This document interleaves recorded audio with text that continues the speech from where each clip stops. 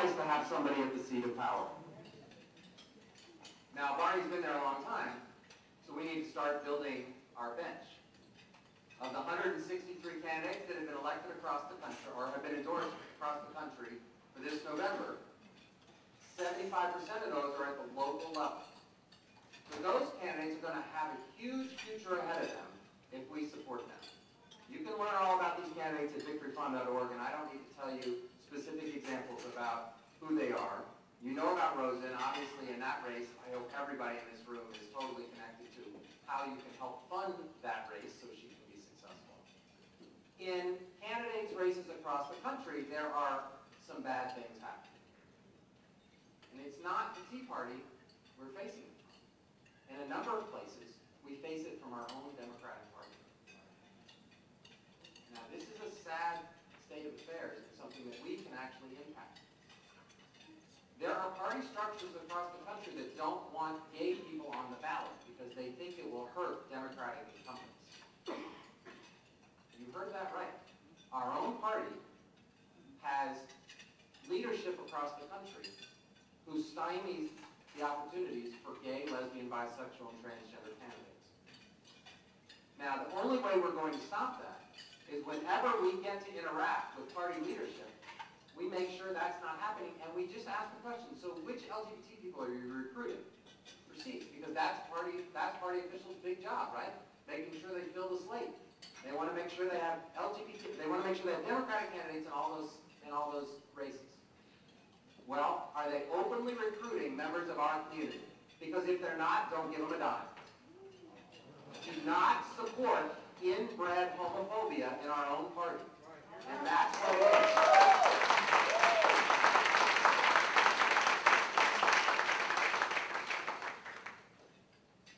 We can change that. Our money talks.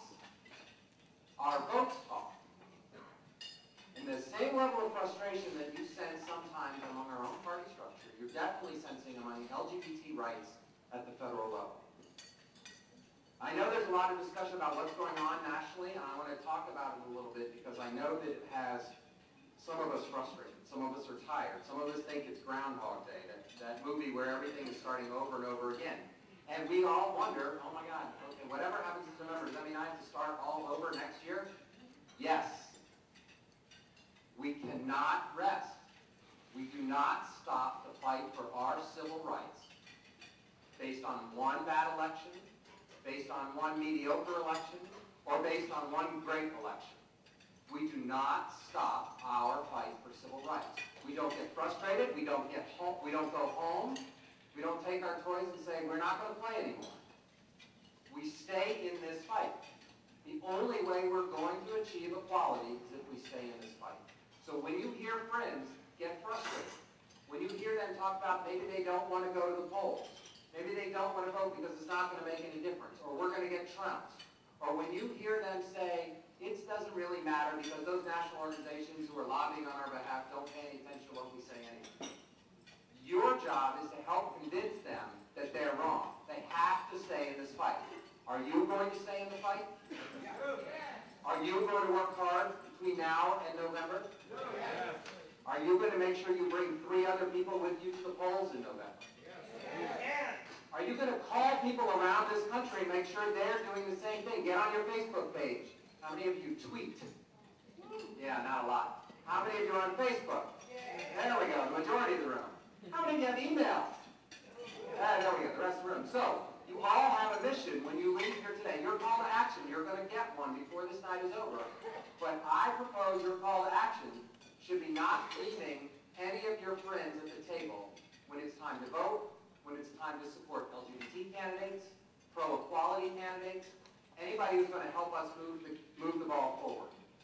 There are a lot of great things happening in Washington, and while that story sometimes gets forgotten, I want to talk about a few of them.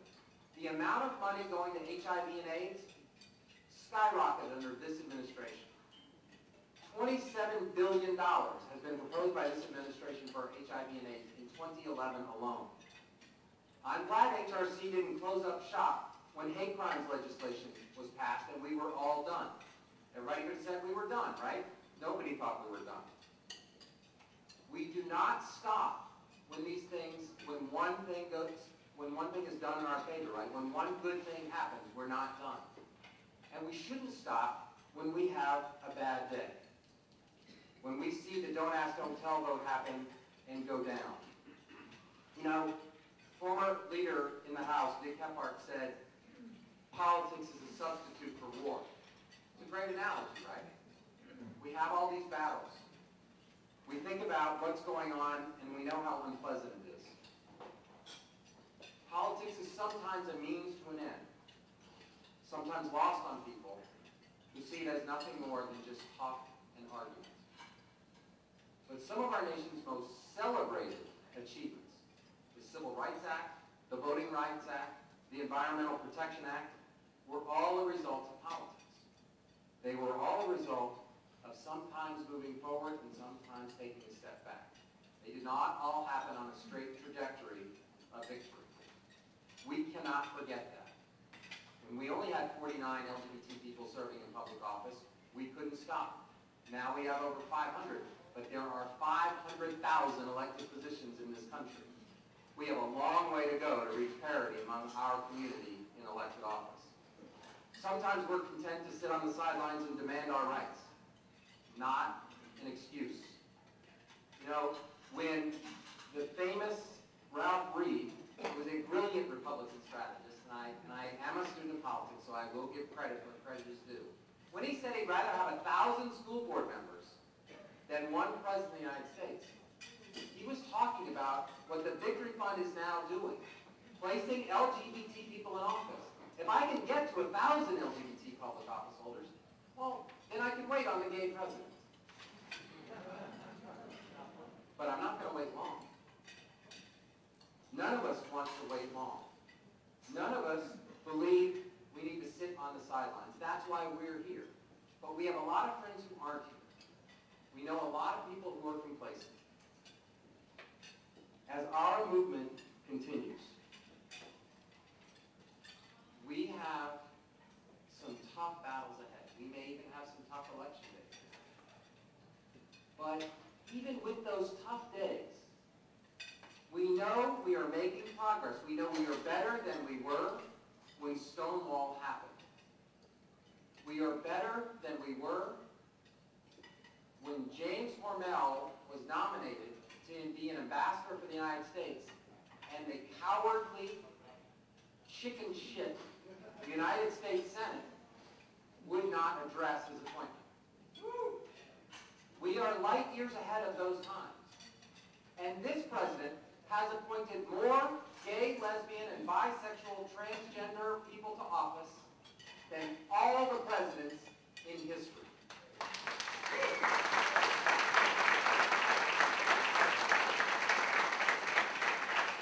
Our extremist enemies are not giving up. They know they want to defeat us. They know that we are a wedge issue for them. They continue to use that wedge. Our mission, should we choose to accept it, should we choose to give a shit, and I am loving that statement. Use it, use it, use it. I used to work for the governor of Florida, Lott Childs. He was a cool politician. He was in office for 40 years. I managed his last re-election as the operations manager for the campaign in 1994. We had a tough battle. You may remember Texas had a tough gubernatorial race in 1994 too. In fact, the prognosticators all said that the Bush in Texas would lose, but the Bush in Florida would win. Well, sorry. It went the other way around. But in that race, and running that campaign, the family was always, he's never lost a race. Lott Childs never lost an election. He's been in public life for 40 years. United States Senate for 18 years, the Florida legislature before that, and then 2 terms as governor. He passed away in his last 3 weeks in office. Sometimes, sometimes there are petty victories in politics. And I'll share one. In that race, Lott Childs had served his 2 terms. And a number of the staff wondered why we were still there, right? Most of what happens in politics after the re-elect, you move on to the next person you're going to work for. Lott Childs was such a great man to work for that most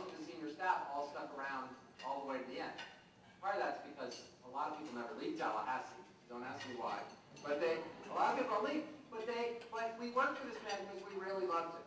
Now, he wasn't perfect on my issues, right? I was the out member of the administration, because there weren't a lot of out people wanting jobs in government, or maybe it was to live in Tallahassee.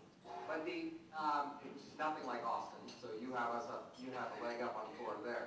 But you know, he passed away having allowed DOMA to become law in Florida, the Defense of Marriage Act to become law in Florida, and I had worked really hard to try to get him to stop that, but it passed the Florida Senate like 37-3. So, you know, if he had vetoed it, it had just gone back to the guy that was written, and his point was, this is not a political fight I wanted to stand up for. And I understood from that point forward, you know, who was going to be there taking the tough political stance for us. So when he passed away, my opportunity to move to Washington happened, and I took it. Moved to D.C. and had kind of I was going to mention the petty thing, but I want to talk about the idea that when Lawton Chiles ended his political life, he had never lost an election. Now that's a pretty rare thing in this business. In the business of politics, to find somebody with 40 years of public life and never losing an election, right? So when he passed away, it was like, oh no, he didn't even get to, you know, live that honor. He passed away with 3 weeks left to go on his term. Jeb Bush thought he was going to be the 42nd governor of Florida and already printed all of his stuff. But under the Constitution of the state of Florida, if the governor is no longer the governor, the lieutenant governor becomes the governor. He became the 42nd governor, and Jeb Bush then became the 43rd governor. Had to throw away all that stuff and reprint it all. That's the small petty victory.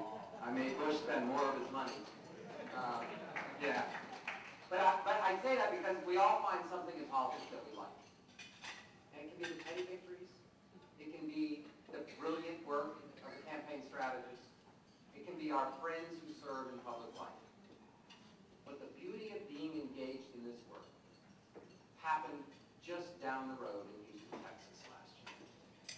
The beauty of being engaged in this work is that when I got to stand on that stage, because Denise and her partner Kathy said, we want you right behind us, representing the LGBT community, we had no idea that photograph would end up on Indian newspapers, that CNN would be broadcasting this worldwide, that Anise Parker's victory would have such a huge impact, and she would become such a role model for LGBT people around the world. All of that opportunity is ahead of us. There is no reason Anise will be the last high-profile gay, lesbian, bisexual, or transgender person elected in this country if we roll up our sleeves and make sure members of our community, us and our friends, are willing to step into the game of politics. Thank you so much for having me here.